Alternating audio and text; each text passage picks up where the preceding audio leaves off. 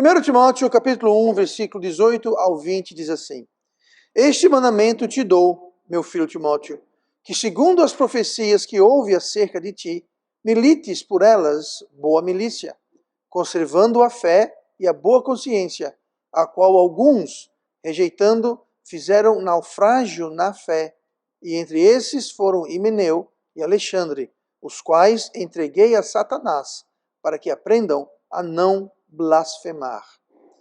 E hoje eu quero falar sobre barcos, navios, embarcações. Aqui nós temos, sendo mencionado no texto de hoje, dois tipos de pessoas. Esses dois tipos de pessoas são representadas por dois grupos de pessoas. O primeiro grupo só tem uma pessoa, que é Timóteo. Este mandamento te dou, meu filho Timóteo. Então, Timóteo representa esse primeiro grupo de pessoas. O segundo grupo de pessoas é representado por dois nomes, que é Himeneu e Alexandre. Então, nós temos Timóteo e nós temos um tal de Himeneu e um tal de Alexandre. Timóteo, a Bíblia fala aqui, na carta de Paulo, que Timóteo, ele lutava a boa luta. A boa milícia. Milícia é luta. Himeneu e Alexandre, eles blasfemavam. Essa é o que transcorre aqui nesses dois grupos. Aí eu pergunto, qual dos dois tipos nós somos? Do grupo de Timóteo ou do grupo de Himeneu e Alexandre? O que Paulo fala aqui, ele separa esses dois e ele explica que o grupo que tem Alexandre e Himeneu, eles tiveram naufrágio. Naufrágio é uma palavra interessante porque é um termo, primeiramente, náutico, marítimo. Naufrágio é quando um barco, um navio, qualquer coisa, afunda. Tá? Existem outros termos também, né, mas são termos figurativos. O termo literal mesmo é o termo de afundar. Inclusive o dicionário diz assim, naufrágio, perda total ou parcial do navio que se submerge. Mas também pode dizer, no dicionário, decadência e queda moral. Ou seja, quando alguém realmente vai ladeira abaixo, moralmente. Né? Naufraga moralmente. Mas não é aqui necessariamente isso que está falando. Agora, a palavra naufrágio, que Paulo usa no grego, obviamente a Bíblia, o Novo Testamento foi escrito em grego, é a palavra nauagel. Nau, em grego, quer dizer navio ou barco. Igual ao português. Português, nau quer dizer barco. Outro jeito de falar barco ou navio. Vem do grego, nau. E a segunda parte é ageu. Ageu quer dizer levado. Ou seja, quando um navio ou uma embarcação ela é levada. No caso, levada a pique. Afundou. Não tem mais. Ela foi levada, ela afundou, sumiu, submergiu, acabou-se. Então é isso que ele está usando aqui. Então nós temos navios. Qualquer navio no mundo, ou barco, ou nau, ou embarcação, seja o que for, ele vai estar em um de três estados. Ou vai estar flutuando na água, numa boa, ou vai estar afundado. E o terceiro estado é afundando. Ele não está nem flutuando direito, mas nem afundou todo. Ele está ali no meio termo, está começando. E o navio pode afundar rapidamente, mas o navio pode demorar horas para afundar também. Dependendo do que é que causou o naufrágio, pode ser rápido ou pode ser lento. Então Paulo aqui está comparando a nossa fé a um barco. A nossa fé está sendo comparada com um barco. E ele fala, conservando a fé e a boa consciência, a qual alguns, rejeitando, fizeram naufrágio na fé. Ou seja, a fé deles naufragou, afundou. Mas antes de afundar, o navio que estava flutuando, ele afunda, ou seja, é um processo. O navio não está aqui um dia, num piscar de olhos, ele está embaixo d'água. Não, ele é um processo, ele demora para submergir e afundar até o fundo do mar. Uma certa lentidão, não é no piscar de olhos, não é algo imediato. Então hoje eu queria falar sobre o tema, que é uma pergunta que eu quero fazer. Não quero que ninguém me responda, mas se responda. E basicamente é: como está o seu barco? Como está a sua fé? Como está o seu barco da fé? Então, primeiramente, nós vamos falar sobre o barco que está flutuando, que é o ideal. Todo barco foi feito para flutuar, certo? O versículo 18. Este mandamento te dou, meu filho Timóteo. Outra coisa, quando Paulo chama Timóteo de filho, ele não era o filho dele. Era filho na fé. Paulo levou Timóteo a Cristo, Paulo treinou, ensinou, discipulou Timóteo. Mas Paulo, pelo que sabemos, Paulo não teve filhos ou filhas, tá? Pelo que sabemos. Então, essa referência aqui é uma referência espiritual. Este mandamento te dou, meu filho Timóteo, que segundo as profecias que houve acerca de ti, milites por elas boa milícia, conservando a fé e a boa consciência. Então, como é que se conserva a fé? Porque podemos naufragar na fé ou podemos conservar na fé. Então, Paulo fala, conserve, e o oposto é naufragar. Alexandre e Meneus naufragaram. Timóteo falou, milite para você conservar, ou seja, manter o barco flutuando, manter o barco em cima d'água. Como é que a gente conserva a fé? Como é que a gente conserva a boa consciência? Bom, ele fala, milícia. Milícia, milite, vem da palavra milícia. Essa palavra milícia, palavra original no grego. Pastor, o senhor fala grego? Não, não falo grego, mas eu sei usar um dicionário grego, só isso, tá? Não quero que ninguém pense que eu sou alguma espécie de especialista em grego, que eu não sou. E mesmo que fosse, não resolver muita coisa, não. Mas, enfim, é a palavra estratenomai. Por que eu estou trazendo essa definição? Porque estratenomai é de onde vem a palavra estratégia. Então, militar, inclusive essa palavra estratenomai é uma palavra militar, de exército, de guerreiro, de soldado. Assim como naufragar é marítimo, militar, ou milita é um termo de exército, de batalha, de guerra. Numa guerra você tem que ter o quê? Estratégia. Guerra não é você chega, está lá o inimigo, bom, todo mundo corre para lá e vamos dar inimigo. Não, tem que ter estratégia. Tem que ter um plano de ataque, tem que ter toda uma ciência, uma arte de fazer guerra, de exército, militar. E é isso que está falando aqui, nós temos que militar com o quê? Com estratégia, com plano. É algo que nós temos que dar atenção e não simplesmente fazer de qualquer jeito, fazer por acaso. Então tem que ter uma campanha militar, uma estratégia. Temos que flutuar e aplicar essa campanha. Não, a gente não vai conservar a fé por acaso, com descaso, de modo de segundo plano. Ah, se der tempo. Ninguém ganha uma guerra assim. Ninguém ganha terra. Bom, se der, eu luto. Se der, eu planejo. Bom, se der vontade, eu vou. Se não der vontade, não vou. Ninguém ganha guerra assim. A milícia não pode ser assim. Isso é uma ordem. Paulo fala, este mandamento te dou. No versículo 18. É um mandamento, uma ordem. E isso vale para a gente. Nós temos uma ordem de militar, de ter milícia, de planejar, de fazer uma batalha. Para quê? Para conservar a nossa fé, para proteger nossa fé, fortalecer a nossa fé. Porque se a gente não conservar, proteger a nossa fé, ela vai afundar. Ela vai afundar. Sem dúvida alguma, ela vai sim afundar. E a ordem é o quê? Primeiramente, lutar a boa luta. Milites por ela, boa milícia. Ou seja, é uma luta correta. É uma luta boa. É uma luta que vale a pena lutar. Tem luta que não vale a pena.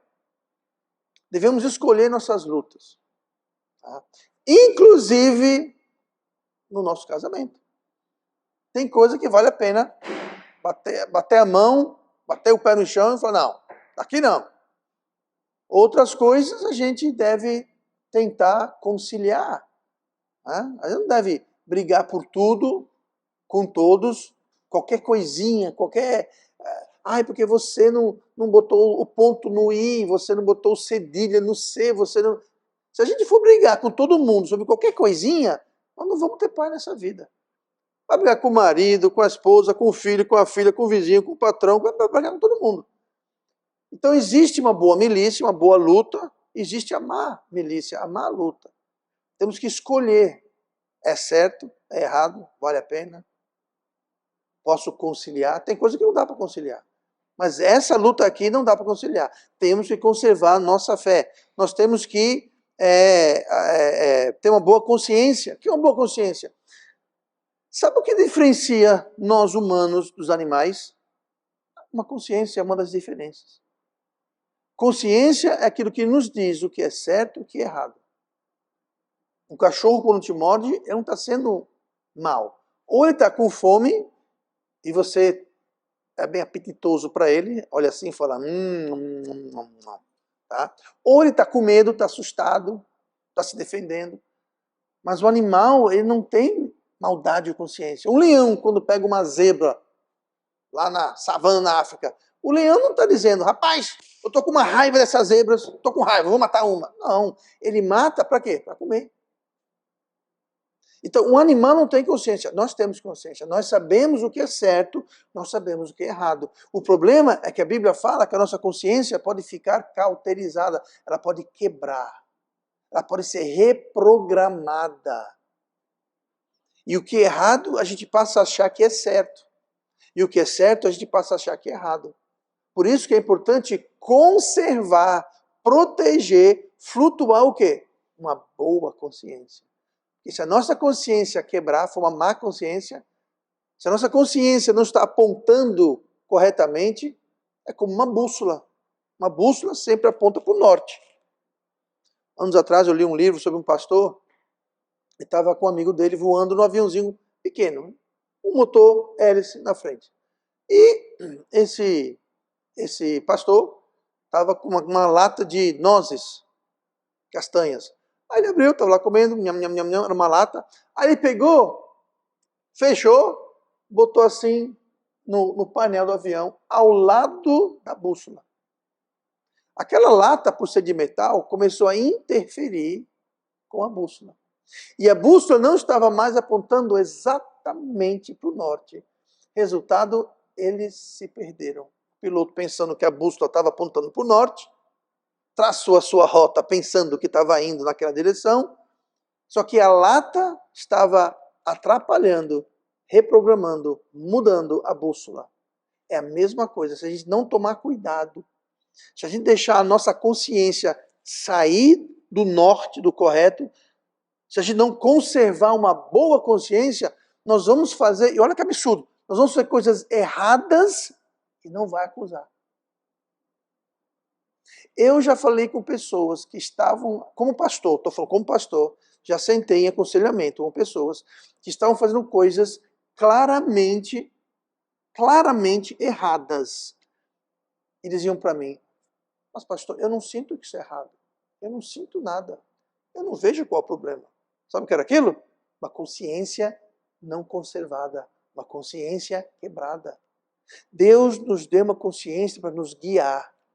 Só que nós temos que conservar, preservar, cuidar. E não fazer como o rapaz do livro que eu falei, que botou uma lata ao lado da bússola, a bússola ficou doida e o piloto do lado dele foi pilotando, achando que estava indo para um canto e estava indo para outro canto. Problema, no outro canto não tinha aeroporto para pousar. E agora? Pousaram sabe aonde? Numa plantação de milho. Graças a Deus não aconteceu nada. Eu acho que o avião quebrou, tiveram que ir lá buscar guindaste, porque não podia decolar mais, né? Mas podiam ter morrido. Por causa de uma quê? De uma bússola que não estava apontando direito.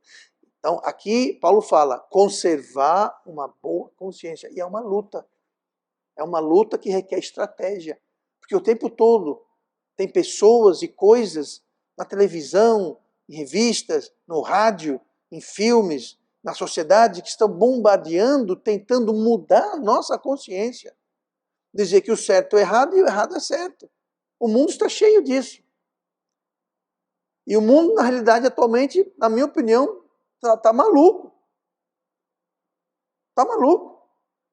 O óbvio, o claro, é como dizer que o céu é verde. Quem achar que não é verde é um crime.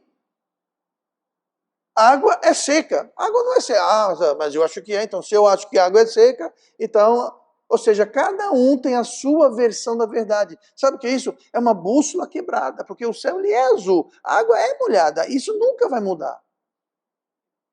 Mas sabe o que é isso? Uma consciência não conservada. E aqui Paulo fala, para lutar a boa luta, nós temos que conservar a nossa consciência, temos que conservar a nossa fé. O que seria a nossa fé? A fé é tudo aquilo em que você crê, como sendo certo ou errado, como sendo de Deus ou não. A nossa fé precisa ser baseada na palavra de Deus, e não ao contrário. Então nós temos que guardar, proteger, para que outras pessoas, outras coisas, outras fontes não venham querer deturpar a palavra de Deus. Conservar a fé e conservar a nossa consciência, para a gente saber o que é certo e errado. E a fé vai programar a nossa consciência. Nossa consciência vai ser programada por aquilo que cremos. Tá? Então, é por isso que Paulo fala assim, lute a boa luta, como? Conservando a fé e conservando uma boa consciência. Fazendo isso, a nossa fé, o nosso barco vai estar o quê? Sempre flutuando. Agora, outro tipo de barco, rapidinho, versículo 19. Conservando a fé e a boa consciência, a qual alguns, tem gente, rejeitando, fizeram naufrágio na fé. Ou seja, como que faz naufrágio na fé? Você rejeita. Rejeita o quê? Você rejeita proteger a fé, a sua fé, o que você crê, e você rejeita conservar a sua consciência. Se a minha fé é baseada na palavra de Deus, e eu uso essa fé para manter minha consciência conservada, apontando para o norte, eu estou flutuando. Se eu rejeitar fazer isso, se eu não lutar a boa luta, se eu não guardar minha fé em uma boa consciência, eu vou começar a afundar. Acontece aqui. Alguns rejeitando fizeram naufrágio na fé. Quando nós rejeitamos a conservar a fé e boa consciência, aí começamos a o quê? A afundar. Eu já vi pessoas que afundaram em semanas, dias. Eu já vi pessoas que demoraram anos, mas afundando. E afundaram. Demorou, mas afundou. Eu conheço um jovem, estou pensando nele agora, ninguém que conhece ele, vida inteira. Foi criado num lar cristão, ia para uma igreja, crente, mãe crente, pai crente. Exemplo de jovem. Não era da minha igreja. Eu conheci ele, mas não era da minha igreja. Nem dessa, nem daquela.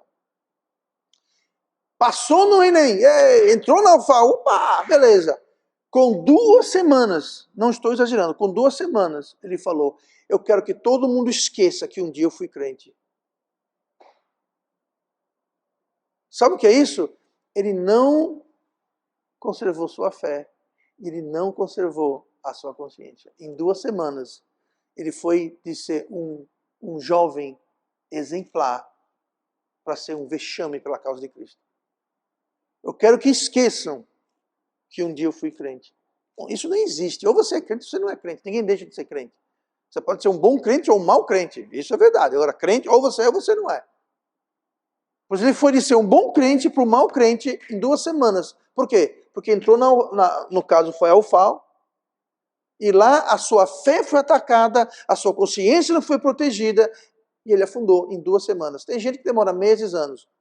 Mas quando rejeitamos fazer isso, quando negligenciamos conservar a nossa fé e a nossa consciência, a gente vai afundar. De um jeito ou de outro, rápido ou não, mas nós vamos afundar. Não tenha dúvida alguma que isso vai acontecer. 1 Timóteo 4,12 fala sobre a nossa consciência. Mas o Espírito, falando sobre o Espírito Santo, mas o Espírito Santo expressamente diz que nos últimos tempos apostatarão alguns da fé. Nós estamos nos últimos tempos. E alguns que eram da fé vão cair fora. Dando ouvidos a espíritos enganadores e a doutrinas de demônios. Veja só. Pela hipocrisia de homens que falam mentiras, tendo cauterizado sua própria consciência. Veja que interessante. A consciência foi o quê? Cauterizada. Sabe o que acontece quando você tem uma parte do corpo cauterizada? Ela fica sem sentimento, sem sensação. Inclusive, na China, não sei se ainda fazem, mas antigamente na China, se eles queriam fazer uma operação pequena no braço, tirar um cisto, por exemplo, do braço. Sabe como eles anestesiavam? Pegavam uma agulha, passavam uma hora, só dando uma... Não furava, só batendo a ponta da agulha no mesmo local. Durante uma hora, 2 horas. Trocava a pessoa, claro, né? Aí era erguida uma tela aqui, para a pessoa não ver. Aí o médico do outro lado pegava o bisturi, fazia um corte, tirava lá o que tinha que tirar, costurava e a pessoa aqui. E a dor? Depois de 2 horas tendo a agulha pinicando, ficou o quê? Cauterizado. Não tinha sensação nenhuma. Foi feito um corte, foi costurado e a pessoa não sentiu nada. Colocava uma tela porque só vendo aquilo é de deixar a pessoa perturbada. Então botava uma tela aqui e não sentia nada. Nossa consciência é a mesma coisa. A gente não protege, não conserva ela contempla a nossa consciência, é só um pouquinho. Aquela agulha não furava, não doía, era só aquela... Pois é, nossa consciência é a mesma coisa. É um pouquinho aqui, um pouquinho ali, um pouquinho aqui. Depois de algum tempo, sua consciência não está sentindo mais nada. E como aquelas pessoas que eu falei agora há pouco, fazendo as piores coisas erradas, dizem, na maior sinceridade, mas eu não sinto do que é errado. A minha consciência não me acusa. Claro que não acusa. Há anos está ali, ó. Você acostumou, cauterizou, e sua consciência não serve de mais nada. Pelo contrário, é um perigo. É um perigo. Aqui no Brasil não tem muito, porque no Brasil é detector de fumaça. Aqui não tem muito, que as casas, quase todas aqui, é feito de tijolo, cimento. Estados Unidos não, Estados Unidos é tudo feito de madeira. A maioria das casas é madeira. O muro de madeira. Já viu bombeiro americano anda com machado? Sabe por que o machado? Para abrir a porta e abrir a parede. Se precisar entrar, ele derruba a parede. Por quê? Porque é feito de madeira. Se eu pegar um machado, eu não vou abrir essa parede aqui, que é de tijolo. Mas por que está dizendo isso, pastor? Toda casa lá, toda loja, todo canto, até em casa, na sala, cozinha, nos quartos, tem detector de fumaça. Porque se um incêndio começa, a casa é toda, não sobra nada, porque é tudo madeira. Aí o que acontece? Quando a bateria, a pilha, fica fraca, ele avisa, ele fica... Eu faço direitinho isso, né? Fica pitando. Aí você não dorme, você não consegue concentrar, que ele fica enchendo a paciência o tempo todo pitando. O que você deve fazer? Você vai lá, tira a capa, troca a pilha. Você está o quê? Você está conservando a consciência. Você trocou a pilha e botou uma nova. Enquanto está pitando, você pode acender uma fogueira embaixo, ele não vai apitar, mas não vai dar o alarme. Por isso que ele está pitando. Está dizendo, eu não estou funcionando. Eu estou apitando que a pilha acabou, eu não estou funcionando. Quem é sábio, quem conserva a consciência, vai lá e troca a pilha.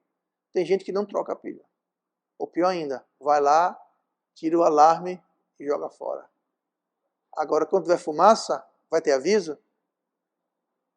É um perigo. Uma consciência cauterizada, uma consciência não preservada é perigoso. Porque dá para você um senso de segurança. Ah, não tem fumaça, nem fogo, nem incêndio. O alarme não está apitando porque acabou a pilha. Mas está pegando fogo e você vai morrer queimado, achando que está tudo bem. Até entrar fumaça no seu quarto, entrar chama no seu quarto, aí você percebe que você não está em segurança. E a nossa consciência é a mesma coisa. A nossa consciência é o alarme, a nossa fé é a pilha.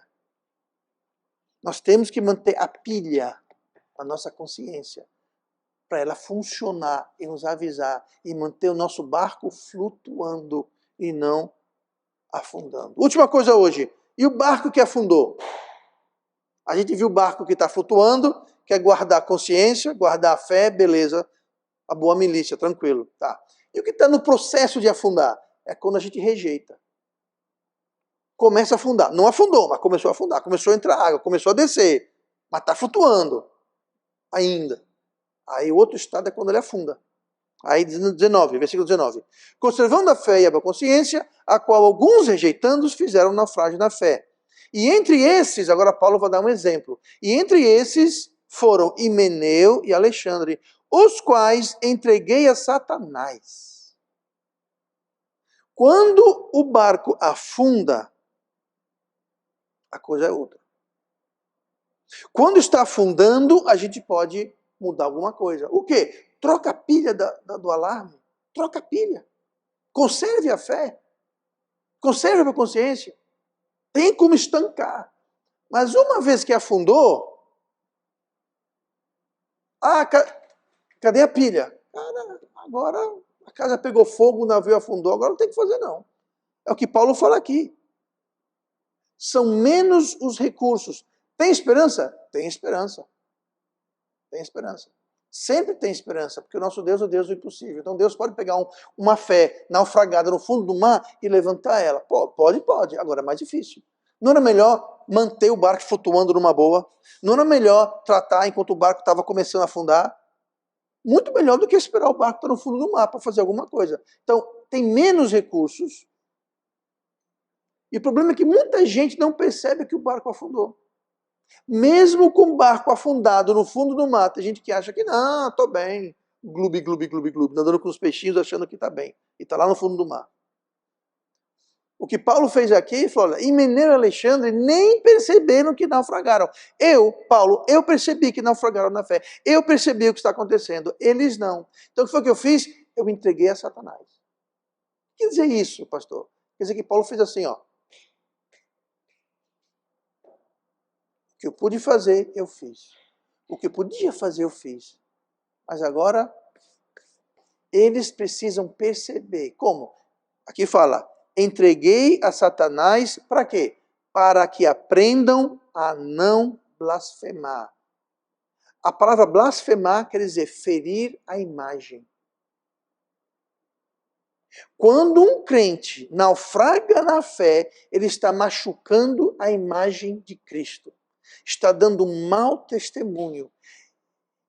E para aprender a não naufragar, eu vou deixar Satanás agir na sua vida.